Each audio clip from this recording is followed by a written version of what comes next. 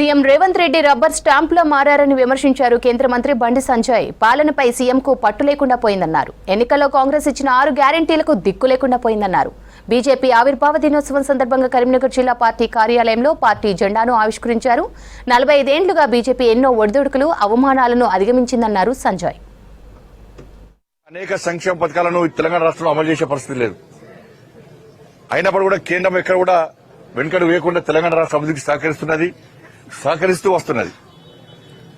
ఈ దేశంలో తెలంగాణ రాష్ట్రం అంతర్భాగం.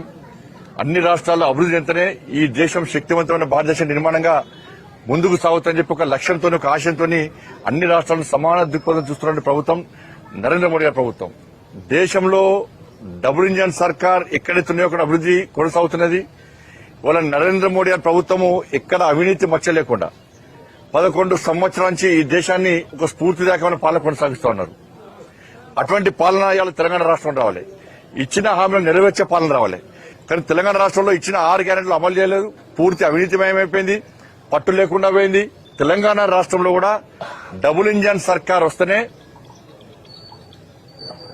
ఆ నరేంద్రుని యొక్క పాలన స్ఫూర్తిగా తీసుకుని తెలంగాణ రాష్ట్రంలో అటువంటి పాలన కొనసాగుతూనే ఈరోజు తెలంగాణ రాష్ట్రం అవినీతి రహిత రాష్ట్రంగా, సంక్షేమ ఫలాలు అమలు చేసే రాష్ట్రంగా, పేద ప్రజలను ఆదుకునేటువంటి రాష్ట్రంగా, చిట్ట చివరి వ్యక్తులకు సంక్షేమ ఫలాలు నీతి నిజాయితీ నిబద్దతతో అందేటువంటి రాష్ట్రంగా అభివృద్ధి చెందుతున్న విషయాన్ని తెలంగాణ సమాజం గుర్తుంచుకోవాలి.